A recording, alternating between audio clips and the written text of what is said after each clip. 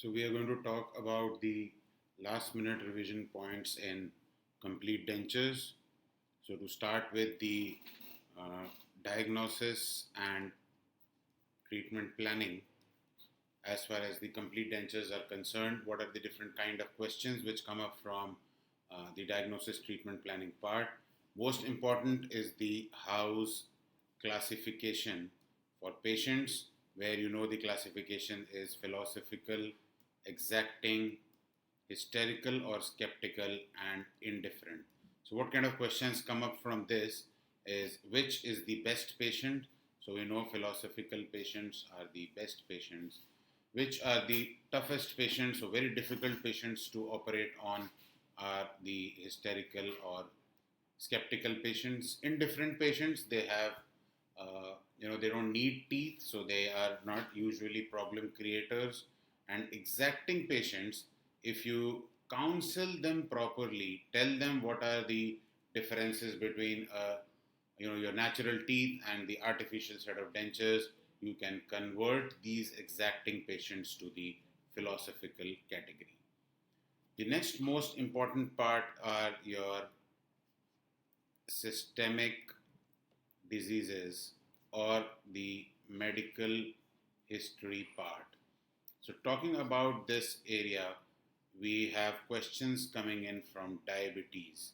Now, what do I mean by diabetes? What you have to understand here is that when you are talking about a case where the patient is diabetic and you have to make a decision on your treatment plan, what am I looking at? So, what am I looking at here is that in a diabetes patient, what are you going to alter? You are going to make an alginate impression. I do not want a mucocompressive impression, which you usually make as your primary impression and impression compound. You don't want that. So, diabetes patient, alginate impression. Another issue with the diabetes patient is increased bone resorption, right? So, if the bone resorption has increased, that means you are required to do frequent relining or rebasing of the dentures, right? So the question is pretty direct when it comes on that what happens in diabetes.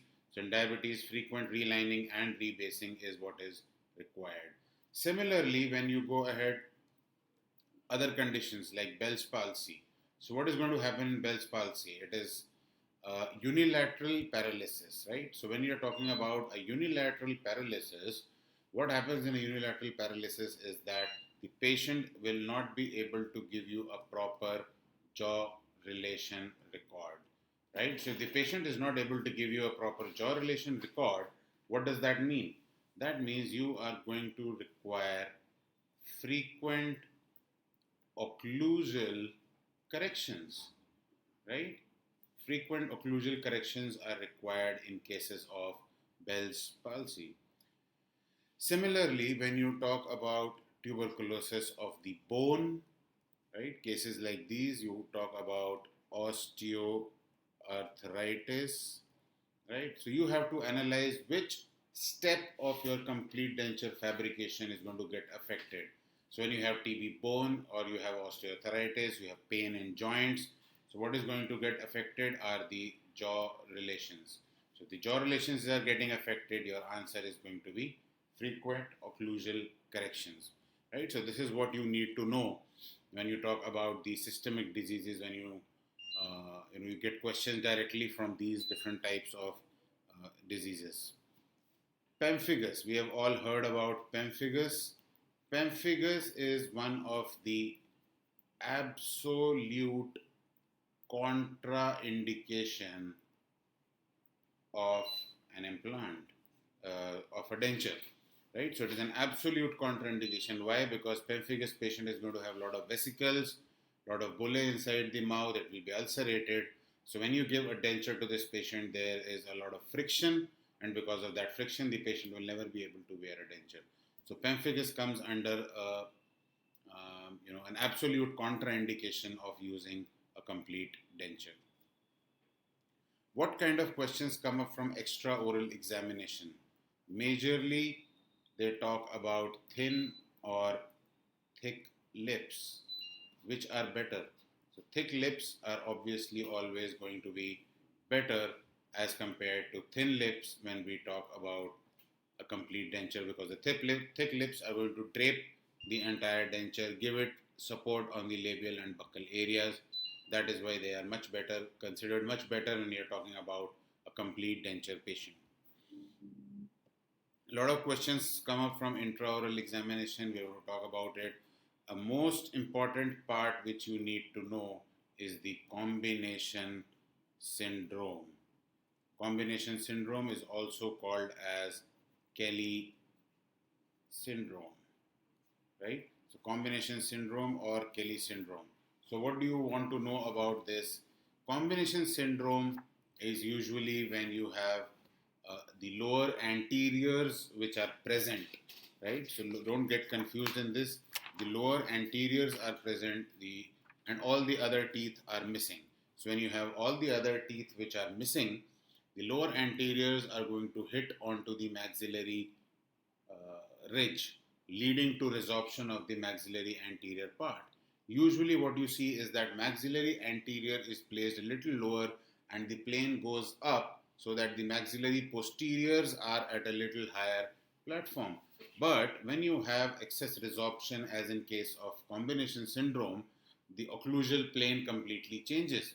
So you have the posterior occlusal plane which is going to come down, anterior is going to go up, and this is how this entire cycle keeps on going.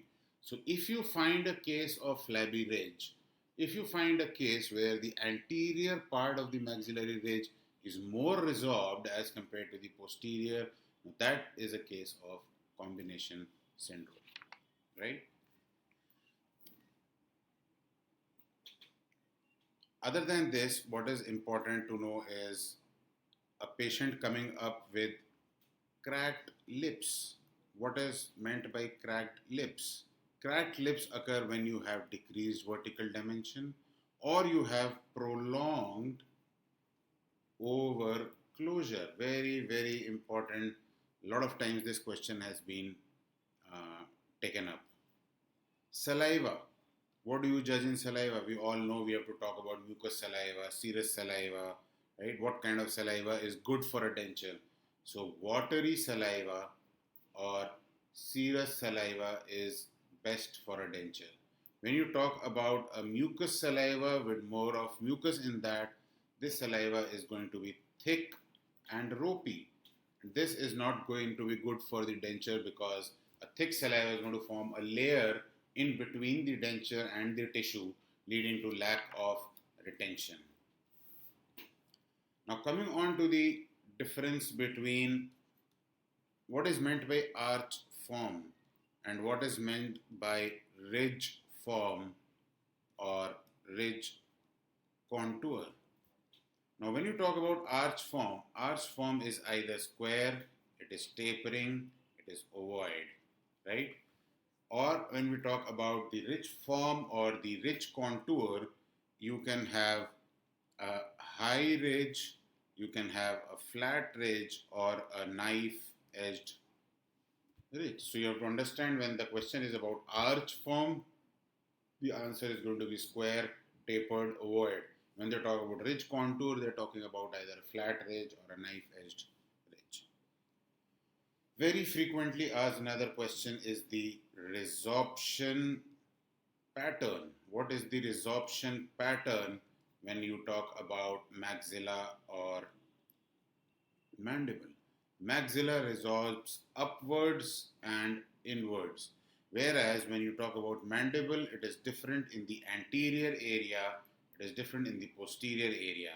In the anterior areas, it is downwards and inwards, whereas in the posterior area, it is downwards and outwards.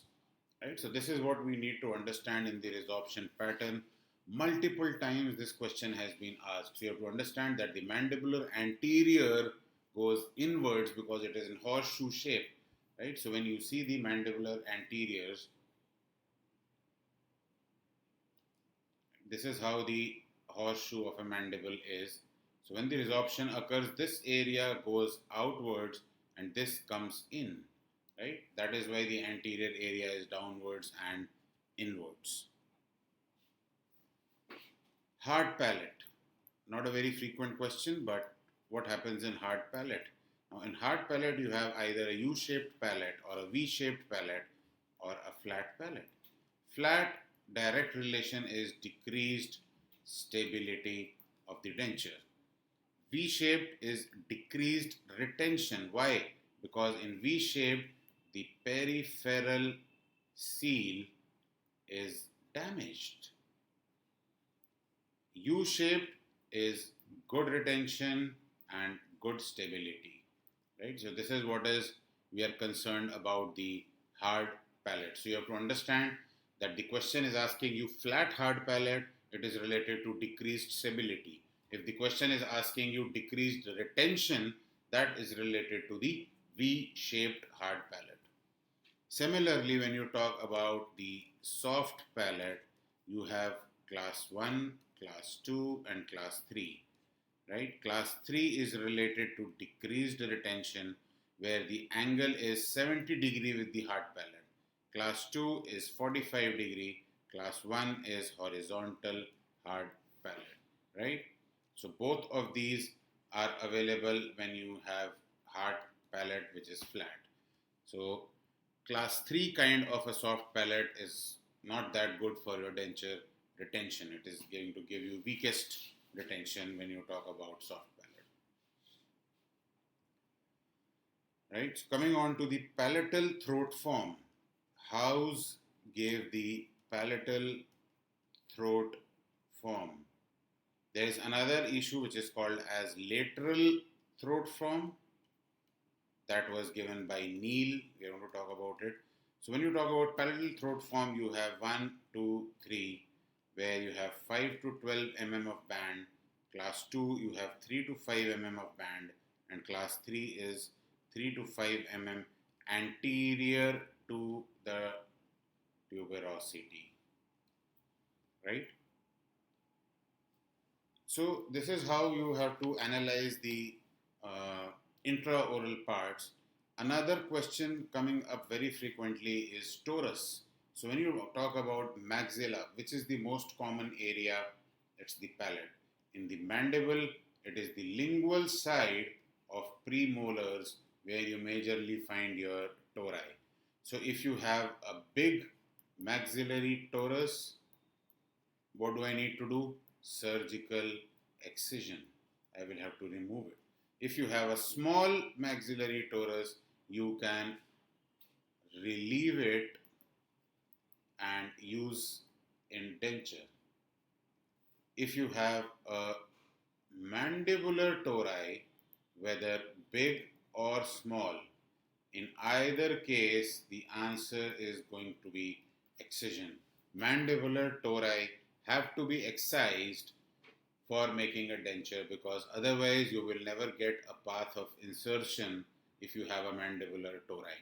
So only for small maxillary torus I can relieve the site. For any other torus we will have to go ahead and do a surgical excision before fabricating your complete denture prosthesis. What do we know about the radiological investigations? This was given by Vikal and Swoop. So what they say is class 1, 2 and 3 where the mental foramen is in the lower 1/3 of mandible. Class 2, it is moderate resorption, and class 3 where you have the mental foramen at the crest, which means severe resorption. Right? So your radiology is going to help you in checking that what amount of resorption do we have in the mandible. If the mental foramen is located in the lower 1/3, that means the resorption is less. As it moves up further, that means the bone has come down and the amount of resorption has increased.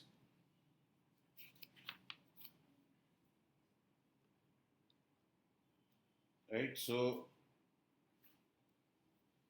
other than this, we need to learn about the few important principles, factors which are called as retention, stability, and support. So, what is meant by retention? First thing is, which is the most important property in a complete denture? Right? So, stability is the most important property. Now, what is meant by retention? Retention acts against any kind of pull force. Support is exactly opposite. It acts against any kind of push force. That means if I'm trying to pull down my upper denture, if I'm trying to pull it out, what comes into action? Retention. When the patient is chewing, when the patient is biting, I don't want my denture to move towards the tissue. I don't want the denture to move towards the tissue. The property of a denture which acts when the denture is moving towards the tissue is called as support. Any other kind of force other than pull or push comes under stability. So it is either horizontal forces or rotational forces, right? So any other kind of force which is horizontal or rotational comes under stability. So what you understand is most of the time the patient is going to use functions like swallowing, phonetics, right? All these things are horizontal movements. Pull and push is going to come into action when the patient is chewing. And the time of mastication or the time of chewing for a patient is much, much lesser as compared to the time where the denture has to face all these horizontal, rotational, multiple different types of forces.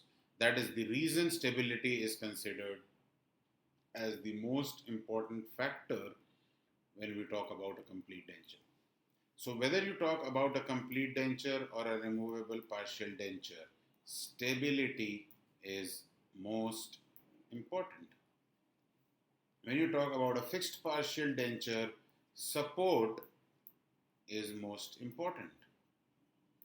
Right? Why? Because the teeth, the periodontal ligament has to support your entire bridge. Even if the retention of stability is too good and the teeth are periodontally compromised, that means the support is periodontally compromised, that case your FPD is going to fail. When you talk about maxillofacial prosthesis, eye prosthesis, ear prosthesis, obturators, here is where retention is most important. Right? So that is how you need to understand what is the importance of stability, support, and retention in all the different parts of your prosthodontics.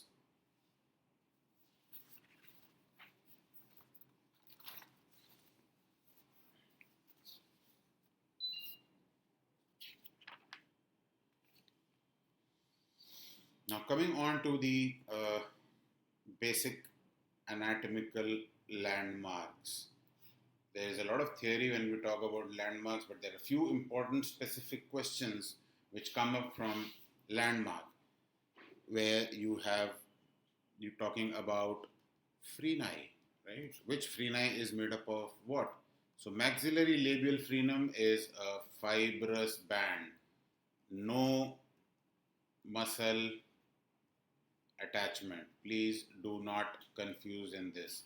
There is no muscle attachment when you talk about maxillary labial frenum. Maxillary buccal frenum, you have caninus muscle, or which is called as levator anguli oris. Right? This muscle is the most important muscle for maxillary buccal frenum. Other muscles are orbicularis oris and buccinator. Talking about the mandibular buccal frenum, you have triangularis as the main muscle, also called as depressor anguli oris. Right? The maxillary buccal and the mandibular buccal frenum. So these are important. Then we talk about something which is called as the stress bearing or relieving areas, right? So when you talk about stress bearing or relieving areas in the mandible, the bearing areas are your buccal shelf area, which is the primary stress bearing area, and the alveolar ridge, not the crest. It is not the crest, it is the lateral slope of alveolar ridge, which is the secondary stress bearing area. In maxilla, the primary stress bearing area is the posterolateral slopes of hard palate, and the secondary stress bearing areas are your rugae and tuberosity. Do not get confused in this. The primary stress bearing area of mandible is buccal shelf area. The crest of the ridge in mandible is not a stress bearing area. It is the lateral slope which is the stress bearing area. In maxilla, the primary stress bearing area is the posterolateral slopes of hard palate, and the secondary is your rugae and tuberosity. In mandible, your relief areas are the mental foramen region and genial tubercles. In maxilla, you have relief areas in canine eminence, incisive papilla, mid-palatine raphe, and fovea palatinae. This is very important. A lot of different books, like your Dental Pulse and other things, will give you different answers for this. But what I have mentioned here is the correct answer for your primary and secondary stress bearing areas, as well as your maxillary and mandibular relief areas. You get questions on hamular notch. What kind of questions on hamular notch? The denture ends here. This is the distolateral border of the maxillary denture, the hamular notch, right? Just behind the hamular notch, you have something which is called as hamular process. The denture should never touch this area, right? Not the hamular process. The denture is supposed to end at the hamular notch. Where is the hamular notch located? It is present between the tuberosity and the hamulus of medial pterygoid, right? So hamular notch is an important landmark because your denture ends there. If it goes posterior to that, the patient will tell you that I have an impinging pain, right? So that is when it touches the hamular process. So your denture is supposed to end at the hamular notch.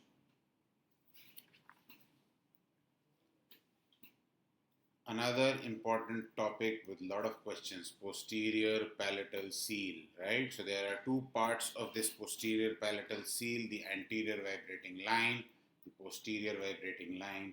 They are both imaginary lines. Anterior vibrating line is at the junction of hard palate and soft palate, whereas posterior vibrating line lies on the soft palate. It is between the slightly movable tissue of soft palate and freely movable tissue of soft palate. So that is what is the difference, right? The anterior vibrating line and the posterior vibrating line. The area between the anterior and posterior vibrating lines is called as the posterior palatal seal area. Right? So this is how the posterior palatal seal area looks. Right? You have a bow shape. The central part here is the posterior nasal spine. The width here and the depth is around 2 millimeters for the posterior palatal seal. There are two types of posterior palatal seal. Number one is called as the pterygomaxillary seal, and the second one is the post palatal seal. So this is between the tuberosities, and the pterygomaxillary seal is between the hamular notches, right? So these are two types of your posterior palatal seal, which you need to understand the different types of posterior palatal seal. How does it act? PPS, how does it act? It acts by creating partial vacuum. It is not complete vacuum, it is by partial vacuum. So your posterior palatal seal majorly helps in achieving retention. It aids in achieving retention. It is not the primary retentive area. It aids in achieving retention, right? So that is what you need to understand.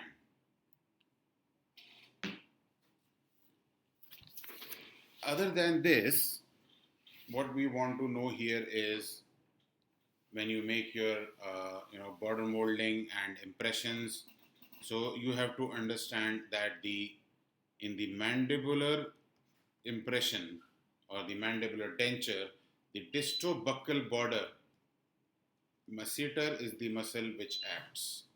Distolingual border is the superior constrictor muscle. If I talk about the entire lingual border, it is palatoglossus, it is superior constrictor, you have mylohyoid, you have genioglossus, right? Entire lingual border. And when we talk about the buccal border, it is mainly buccinator and masseter muscles which are involved in all these different borders. Messenteric notch. Multiple times this question has been asked. Messenteric notch. It is present in the mandibular denture, not the maxillary denture, and the messenteric notch is formed by the action of masseter on buccinator. You will get choices where it will be written as buccinator on masseter, masseter on buccinator, or both the actions, or they will put in the superior constrictor. But the answer for messenteric notch is going to be action of masseter on buccinator.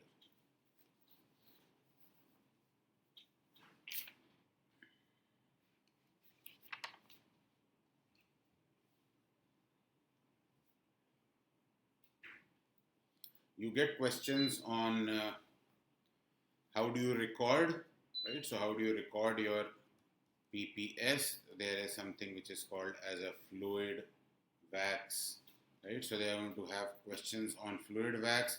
You have 4 different types of waxes: Iowa, Correcta, HL, physiologic, paste, and adaptol, right? So most commonly this is the question which is asked. It is Correcta number 4, orange in color. So you have to know that when you have this, your fluid wax technique, what happens in that is it is different from your border molding, right? So with wax, if it is properly recorded, it is going to be dull, right? That is what is important. So if it is shiny, add more wax till the time it comes into contact and is dull, right? Another important way of recording is the Valsalva maneuver, which is done to record the anterior vibrating line, right? Other questions from the same part of impressions landmarks is the emergency retentive force. So, emergency retentive force is atmospheric pressure, the value of which is 14.3 pounds per square inch. If atmospheric pressure is not mentioned in your choice, the answer is going to be base of tongue. Right? The base of tongue prevents the maxillary denture from falling immediately. Right? So if you have uh, doubts here, if atmospheric pressure is not mentioned as an answer, then your answer is going to be base of tongue. Another question which comes, you have heard about beading, you have heard about boxing. So the question is, beading helps in preserving the width of the impression or the height of the impression. Boxing preserves the width of the impression or height of the impression. Please do not get confused. Beading will preserve the height and boxing preserves the width of your impression. Right? So do not get confused when we are talking about beading and boxing when it comes to the impressions. And so this is about the impression part of it, and then now we are going to talk about different mandibular movements.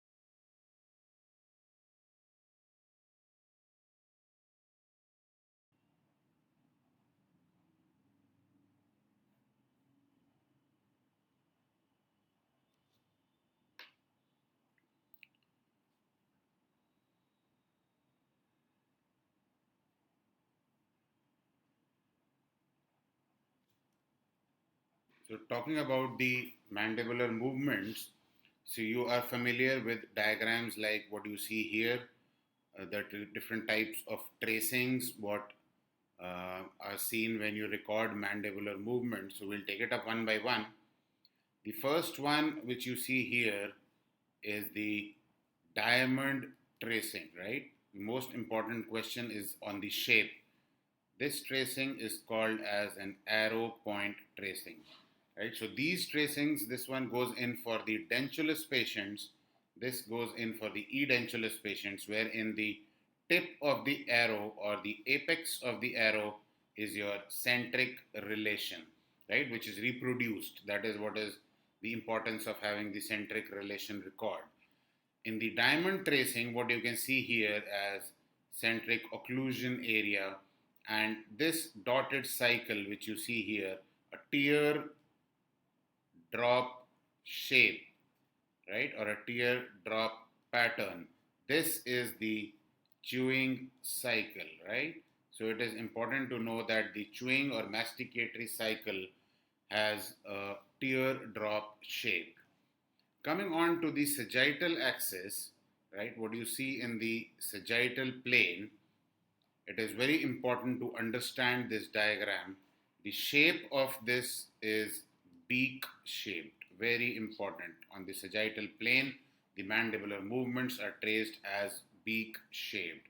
So, what I'm trying to tell you here is that if I ask you to bite on centric, right? Centric occlusion, all of us are dentulous. So, when we bite into maximum intercuspation, that position is called as the centric occlusion position. So when you bite at the centric occlusion and slowly try to open your mouth and leave it at the postural rest position. So you find your mandible slightly moving forward, right? And this is called as the postural rest position. After the postural rest, if I ask you to move your mandible forward, this movement, what you see here, is called as the maximum protrusion. Very rarely we achieve this movement called as the maximum protrusion. From maximum protrusion, if you try and open your mouth, take it up to the fullest length. So this movement will bring you to a position called as maximum mouth opening, right? So this is what is called as maximum mouth opening, MMO. Now when I am in the maximum mouth opening position, which is like this, if I ask you to slowly close your mouth up, so once you start closing it, there would be a point where you feel your condyles are gliding back into position. Now that point is called as the terminal hinge axis. And once you start closing back, you reach a position called as centric relation for a brief moment, and then you enter back onto your centric occlusion. And that is why you have the teardrop pattern which is seen in the centric occlusion position. Now, what is this line? This dotted line is basically your envelope of motion, right? This is the complete motion what can be achieved. Majorly, you do not go into the maximum protrusion side. You will always be at the rest position when you're chewing, when you're closing. Everything falls under this diagram, under this area, right? That is why this is called as the postural rest to maximum mouth opening.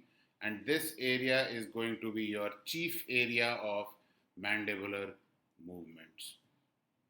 Similarly, when you trace these movements into a plane which is the coronal plane, and this shape is known as shield shape, right? So this diagram looks like a shield.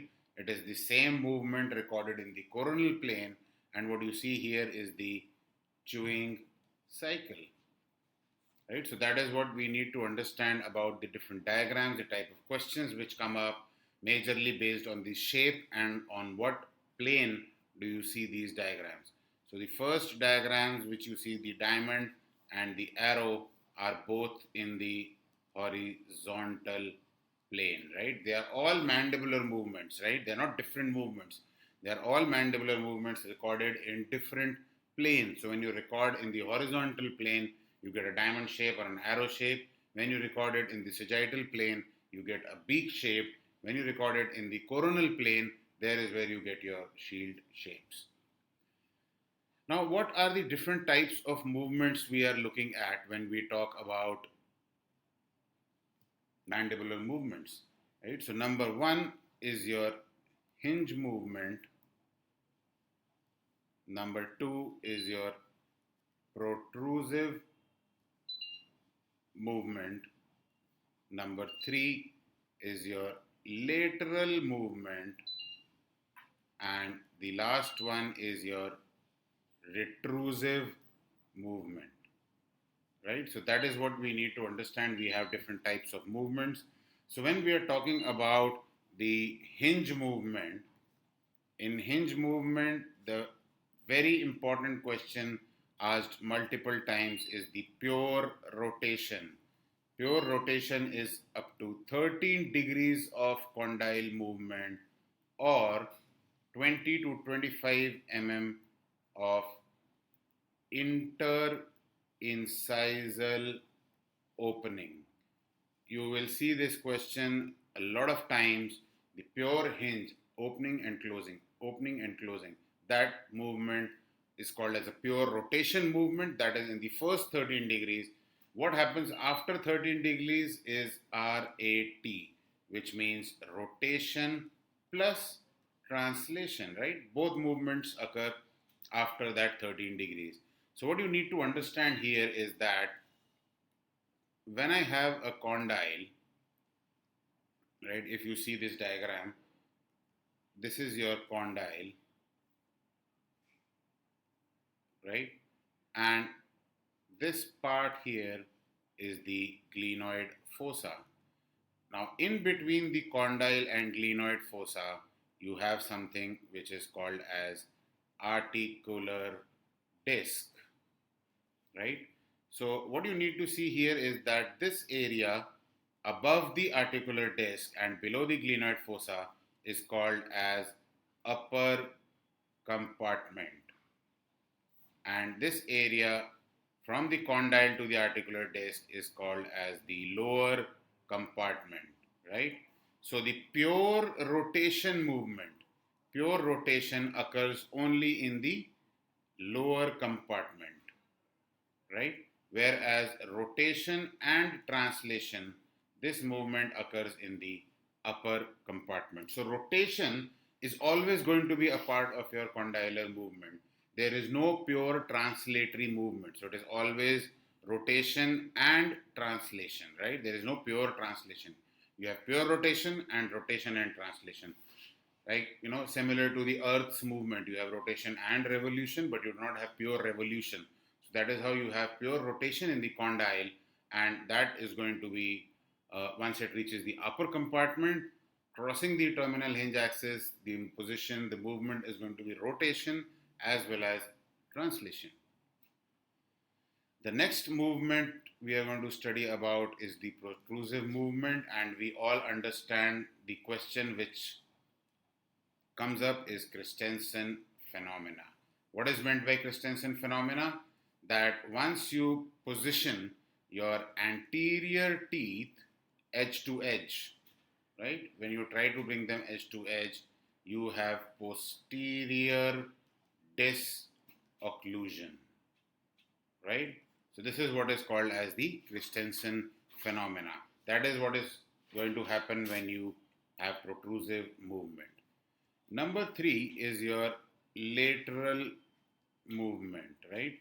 In lateral, again, you're going to have lateral rotation and lateral translation, right? Rotation is what you call as laterotrusion, and lateral translation is basically called as the Bennett shift or the Bennett movement, right? So this is how the lateral movements are understood and recorded. So lateral translation or the Bennett shift basically means the bodily movement of mandible.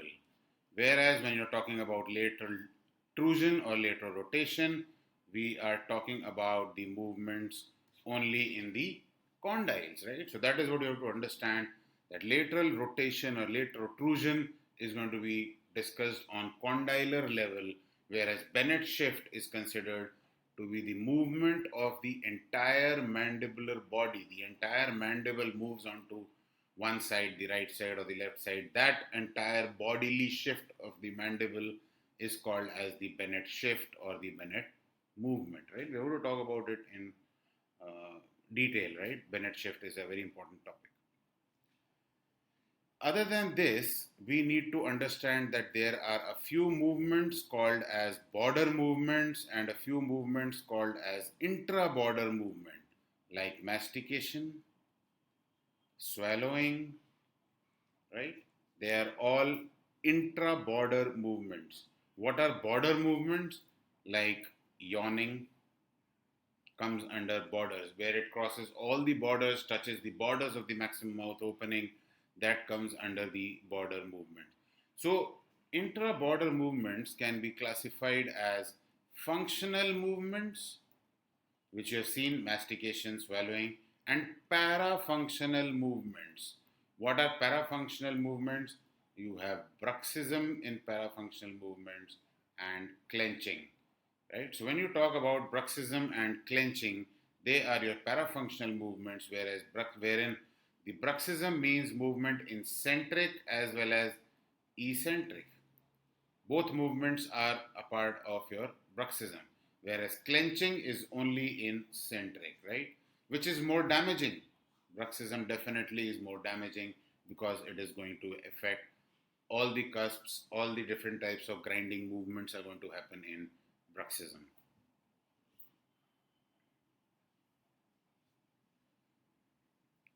So you have to understand that when we talk about centric relation, this is the most reproducible position, and the protrusive relation is the least reproducible relation. That is why you never, um, take into consideration the protrusive movements, because the protrusive movements might differ. It cannot be reproduced exactly, but the only one position the patient is going to reproduce every time the patient is going to chew in phonetics and swallowing is always the centric relation record. That is why we put in an effort to record the centric relations.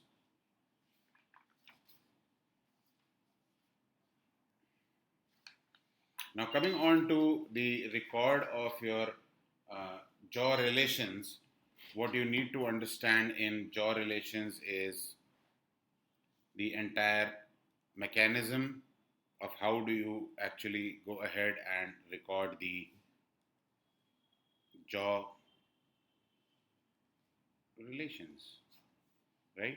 So the first step in jaw relation is to customize your occlusal rims, right? Where you want to see the lip fullness, you want to see the labial contour, right? So you have to understand that the fullness and support have to be checked here. Next important part is checking of your overjet. You have class 1 case, 2 mm has to be kept as the overjet. In class 2, it is greater than 2 millimeters, and in class 3, it is 0 millimeters. That means in class 3, it is going to be an edge to edge relation, right? That is how you need to customize your rims. When you talk about the buccal part, you need to know something which is called as neutral zone. This concept was given by Wilfred Fish, right? You get this question a lot of times. So what is neutral zone? Where the forces are balanced between the cheek and the tongue, right? There is where my teeth arrangement has to be kept. Now, how do you start recording your jaw relations? You have orientation jaw relation, you have vertical jaw relation, and you have centric jaw relation along with the eccentric jaw relation. Which is recorded first? We are first going to record the orientation, right? So when I talk about the orientation JR, what I'm basically looking at is a phase bow transfer, right? Talking about phase bow, what is a phase bow? What does a phase bow do? Phase bow gives orientation of the mandible to the cranial base, right? But what does it record? It records the maxilla, right? What it gives is basically the orientation of mandible to the cranial base, but what it records is the position of maxilla, right? So that is, you don't have to confuse yourself when you get questions from this with the regarding the phase bow transfer. So there are two types of phase bows: arbitrary and kinematic. Kinematic is more accurate, right? Why? Because it measures from the condyle. Arbitrary usually measures from the earpiece, right? So that is what you need to understand, that there is a minor difference between arbitrary and kinematic, and that is in less than 2 millimeters range. What are the parts of your phase bow? Your phase bow has a U shaped frame. Then you have two ear pieces or fascia pieces here. You have to attach something which is called as a bite fork, which is attached to the rim. You have here your locking units, the locking devices, and a small orbital pointer, which is for the anterior reference point, right? So you have one anterior reference point and two posterior reference points. So the posterior reference points are going to be positioned at the condyle or at the external auditory meatus. So those are going to be your posterior reference points, and the anterior reference point is going to be your orbital. So there are a lot of different posterior and anterior points like Veron point, Bergstrom point, orbital, nasions. You must go through the definitions and details of all these different points, which are really important when you record your phase bow transfer as well as for your exam point of view. So talking about the vertical jaw relations, a lot of questions come up from the vertical jaw relation. There are two types, VDO, VDR, and the difference between them should not be more than 2 to 3 millimeters, right? So that is what you have to understand. If you're talking about the range, it is 2 to 4 millimeters. What should be the VDR is always greater than VDO, and this is the difference in the amount. So the denture is made, very important question asked a number of times. The denture is made at VDO or VDR, right? The answer always is going to be VDO. The dentures are made at VDO so that you have something between that, some distance which is 2 to 4 millimeters, called as freeway space, right? So that is what is the concept of the freeway space. Then there is something which is called as physiologic rest position. A lot of questions coming up from physiologic rest position. This is it VDR? No, it is different from VDR. Why it is different? Because this involves the habitual change. You have prolonged edentulous cases, there are habitual changes in them, and those habitual changes create a new physiological rest position for the patient. So how do you record, right? How do I record my VDR? So what I can do is I can do swallowing and relaxing. Tactile is the another way of measuring VDR.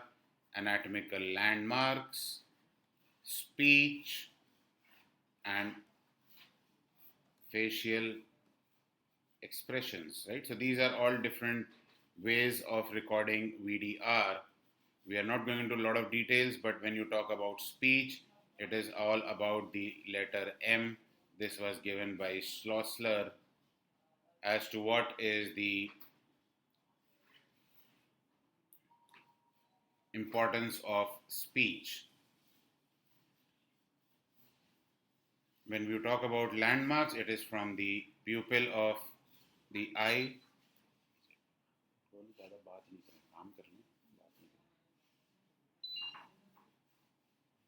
How do you record the VDO? Right? Video is recorded in the patient's centric. And what you need to know is that we have mechanical methods, we have physiologic methods, right? In mechanical methods, you have ridge relation, pre-extraction records, and existing dentures, right? This is how you record your VDO. So the concept of ridge relation is to define the distance between the incisive papilla and the mandibular incisor, right? So that is how you usually record it.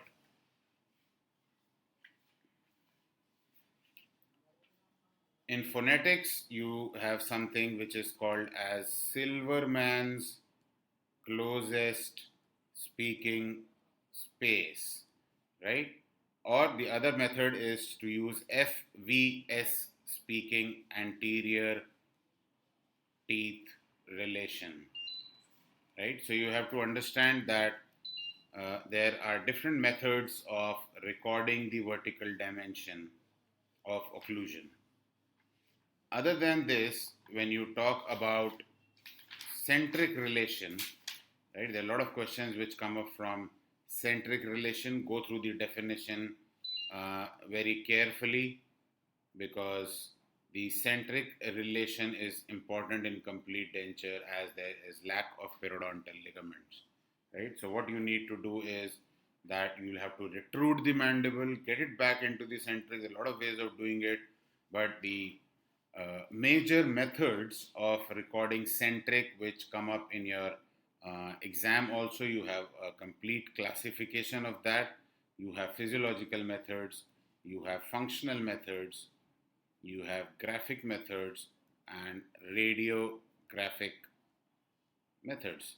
So talking about the physiological methods, you have tactile methods, pressure-less methods, methods with pressure. In functional, you have your needle house and you have Patterson method, extraoral graphic or intraoral graphic. So there are different techniques, right? We need to know about all these techniques because you get a lot of questions from the different techniques of recording centric relations.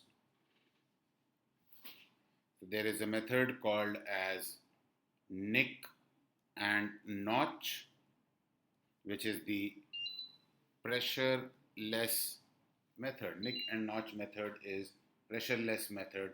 What do you use? You use either alu wax or you use your zinc oxide eugenol paste to record the centric relation here. When we talk about the needle house method, these are the functional methods, right? They're also called as chew-in methods. So here in needle house technique, what we do is that the impression compound is used for rims.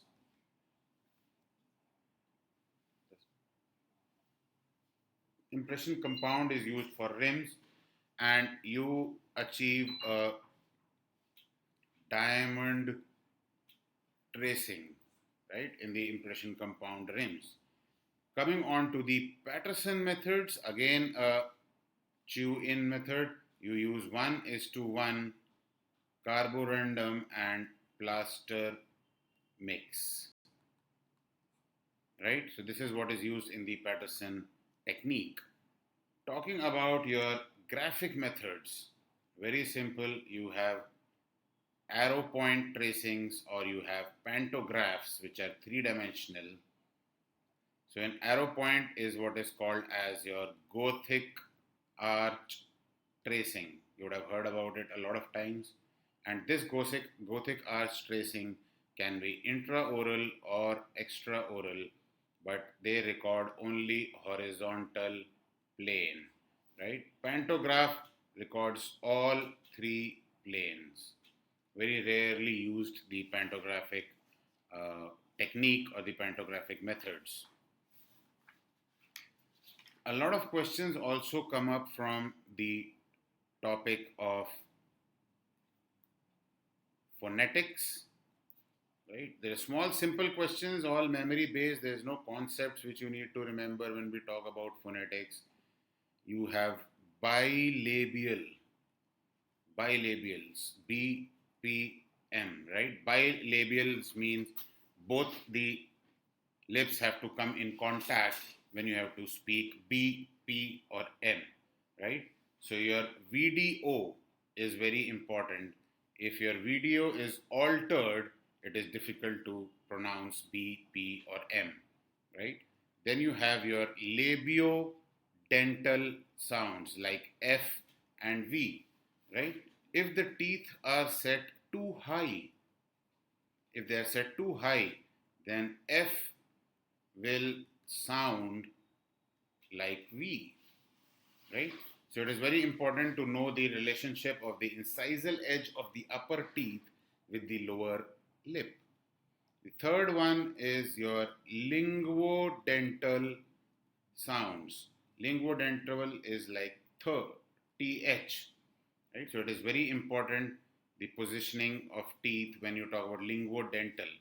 So the position of tongue between the upper and lower anteriors is very important. To speak th or th, the tongue must project 3 millimeters, right? So that space has to be there to speak th, because the tongue has to go in between the upper and lower teeth.